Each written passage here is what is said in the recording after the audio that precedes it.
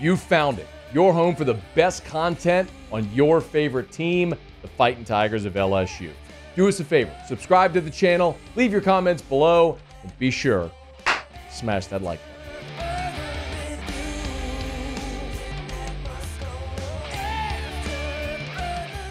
All right, so the word came down on Friday that Mike Denbrock is leaving LSU. He's headed back to Notre Dame. That sucks for LSU. There's no other way to say it. It's a big loss. Just like when LSU lost Dave Aranda, that was a big loss, or any other great coordinator. But it's also something that's part and parcel with being a great program. When you're a great program and you have success, other programs are going to try to feed off of that success and poach your coaches. Nick Saban's dealt with it for years at Alabama. Bill Belichick has dealt with it for years at New England. It's just a product of success that we all understand is part of this thing. So that means Brian Kelly now is in the market for a new offensive coordinator. By the way, I will throw out this caveat as well, because many people have sent the show text line or tweeted me, man, I didn't think LSU would be retaining Matt House and looking for a new offensive coordinator. I have said and will continue to say that I believe defensive staff changes are still coming. And I believe there will be no less than 2 defensive staff changes.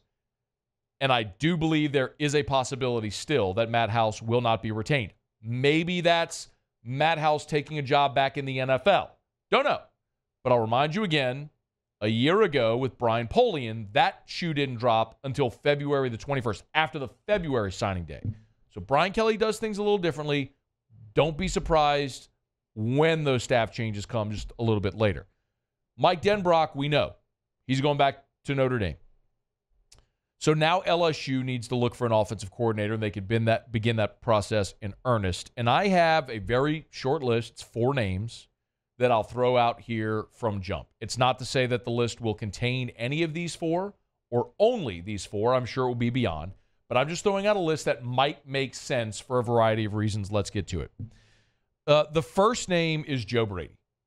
And there are some very obvious reasons why Joe Brady will come up. As a matter of fact, as soon as we heard the news today about Mike Denbrock, I started making phone calls, and the first person I called, the first name they mentioned was that Joe Brady was already on the lips of a lot of influential people around LSU.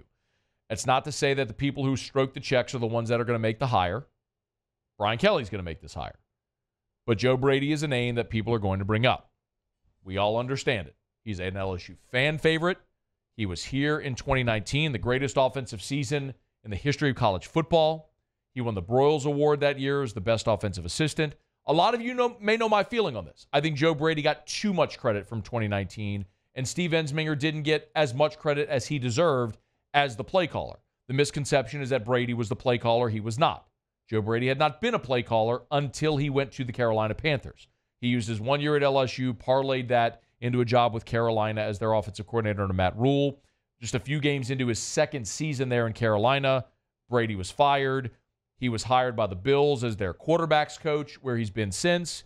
And this year, with Ken Dorsey being fired midseason in Buffalo, Brady, over the last 5 weeks, has been the OC in Buffalo, and it has led to a direct resurgence offensively for Buffalo after the last 5 weeks. They are 3-1. They had their bye, so it's 3-1 in those 5 weeks. They have committed to their running game, which is interesting because Brady here was the passing game coordinator, worked with receivers, but with Dalvin Cook and guys like that in Buffalo, Josh Allen using his legs, we've seen that running game in Buffalo start to trend upward. In Carolina, Brady's offenses were bad. They were 29th in total offense, 29th in passing offense, and 24th in scoring offense. They were bad offensively. Yes, Carolina was a bad football team as well, but it's worth mentioning if you're putting it all out there. One big question with Joe Brady, does he want to coach college football? He was with the Saints before he came to LSU, and after one season went back to the NFL with Carolina, and then now with Buffalo.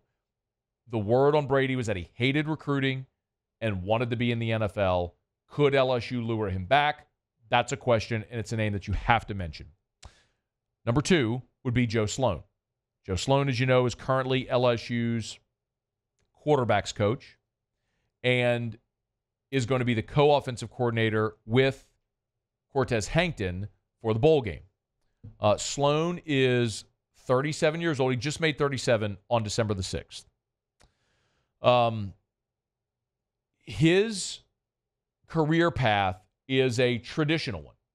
He played football at East Carolina. He went to USF as an offensive quality control assistant, spent 3 years at South Florida, then got a job at Louisiana Tech. He spent 9 years in Ruston, the last 3 of which as the OC. In 2019, he was co-OC, and then he was the primary OC and play caller in 2020 and 2021. And to be very honest, their offenses weren't great. In 2020, they were 78th in scoring. And in 2021, they were 70th in scoring offense. So you're talking about a guy who had his shot as a play caller at Tech, and the results weren't awesome. He has been fantastic as LSU's quarterbacks coach here for the last couple of seasons. Of course, there is Brian Kelly has even talked about the job that Joe Sloan has done in helping develop Jayden Daniels. Here was Brian Kelly earlier this year. There's an offensive coordinator that is responsible for, orchestrating this, and play calling, has a lot to do with it. When the offense is not running well, Matt House has gotten a ton of criticism this year as the defensive coordinator. If our offense isn't going well, Mike Denbrock will get a ton of criticism for, what would be happening on offense. So he deserves a lot of credit for what's happening on the offensive side of the ball. But it is a shared responsibility. Joe Sloan is intimately involved in everything we do. Cortez Hankton is. Brad is. Coach Wilson. There's somebody that's going to get a lot of the credit because of the title, but everybody has a shared responsibility. And when it comes to the quarterback, Joe Sloan should get, a lion's share of the credit because he's in that room with them every single day. When it comes to the quarterback, Joe Sloan should get a lion's share of the credit because he's in that room with the quarterback every day. Brian Kelly clearly thinks very highly of Joe Sloan, and Joe is a rising star. He's 37, and he's followed that path from G5 quality control to G5 position coach to G5 offensive coordinator to Power 5 position coach to what's next. And Joe is a guy that is looking for that trajectory. He wants to be an OC. He wants to be a head coach and is trending in that direction. My guess is he's going to get an interview and get consideration for this job. I don't know if Brian Kelly will make that decision now. I don't know if when you're LSU and you have so much expectation, if you hire Joe Sloan and give him his first Power 5 offensive coordinator, if you give him the keys to the LSU offense, maybe you do. We've seen young play callers thrive in college football now in this setting. And Lincoln Riley was in his 30s when he got the head coaching job at Oklahoma after Bob Stoops hired him in his 30s to be the OC. So maybe that's one that obviously it's one you have to consider. The third name is Tommy Rees. We know the story here. Tommy Rees was a quarterback at Notre Dame under Brian Kelly, and he left Notre Dame as a player as the winningest quarterback in the history of that program. And then went into coaching and became Brian Kelly's OC there in South Bend. When Kelly came to Baton Rouge, he tried to hire Tommy Rees, but Rees decided to remain in South Bend. A couple of reasons. Said money, loyalty to Notre Dame, wanted to be on staff under a defensive head coach like Marcus Freeman so he could sort of be the head coach of the offense, all that stuff. But Brian Kelly tried to hire Tommy Rees here in Baton Rouge. Here was Brian Kelly talking about his pupil. There's a connection there. He played for me.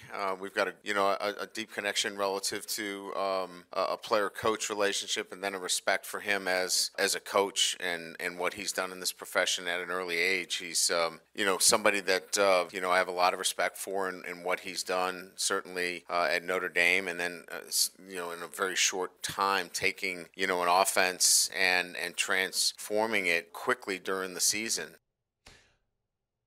At at Alabama this year is what Brian Kelly was alluding to. Took that offense where they had a little bit of a quarterback musical chairs early. They steadied themselves and became pretty good offensively. And you do give Tommy Rees a lot of credit for the job he's done with Jalen Milroe and getting him comfortable this year and developing, which was one of the more remarkable about faces that we saw considering how bad they were early in the year. By the way, here was Nick Saban on Tommy Rees. Tommy's great. He's mature. He does a great job presenting to the players. He has good relationships with the players. He's very bright. He understands the game. He's a very good quarterback coach in terms of helping guys improve at that position, which I think is critical. We don't have any issues. He's very respectful of what we want to do and how we want to do it. And the guy's hungry, wants to learn. I think he's one of the brightest young coaches that I've been around for a long time. That is high praise from the greatest football coach ever in Nick Saban, calling Tommy Rees one of the brightest young offensive minds he's been around in a long time. Alabama's offense is 53rd in the country this year in year one under Tommy Rees. But remember, money was a big thing as well. Tommy Rees's contract at at Alabama, I keep saying Notre Dame, at Alabama, $1.9 the first year, $2 million the second year, $2.1 the third year. Mike Denbrock was making $1.4, $1.5, $1.6. So Denbrock's mature contract that he was on would still be about $400K less than what Rees is set to make in 2022 or 2024. Would LSU be willing to pay Tommy Rees to get him away from Notre Dame? Could they? Seems like if you were going to do that, why would you pay Mike Denbrock to stay? But that's one to mention. And the last one I'll throw out is just a bit of a wild card because we have seen Brian Kelly kind of higher within his tree. And the offensive coordinator in South Bend that followed Mike Denbrock, coincidentally, as Mike Denbrock is now leaving LSU, the offensive coordinator that followed Mike Denbrock in South Bend in 2017 was Chip Long.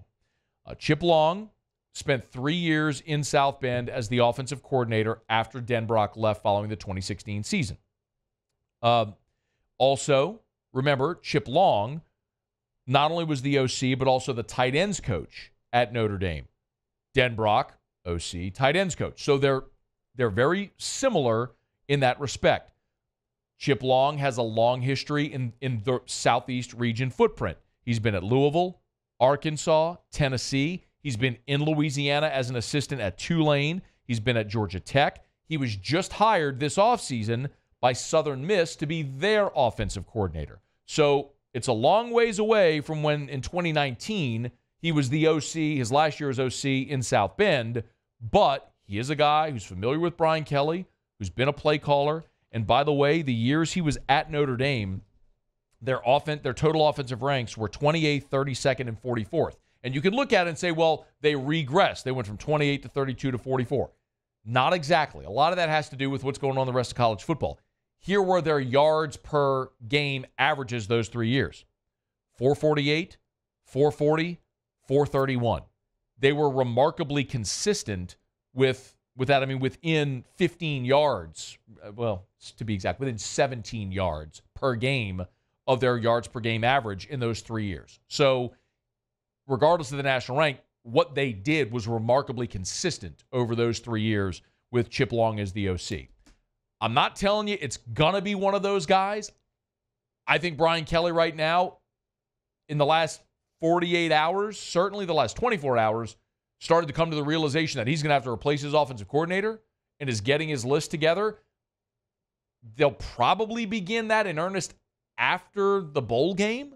You're really digging in to do interviews and search for that because you got Christmas and then they're heading to Tampa. They could certainly do interviews during bowl games. It depends who you want to talk to if they're coaching in a bowl game right now or how that may all go. Then again, it didn't stop Notre Dame from pursuing Mike Denbrock during this bowl game pursuit. But those are four names that I would say, and if you're going to put together the list of names you'd consider, I think those four would be on it. Joe Brady, Joe Sloan, Tommy Rees, Chip Long, just a few names to keep an eye on as Brian Kelly starts his pursuit of a new offensive coordinator to replace Mike Denbrock, who left on Friday for Notre Dame. Hey, thanks so much for watching. Please leave your comments. I love to interact, and be sure to hit the red subscribe button below.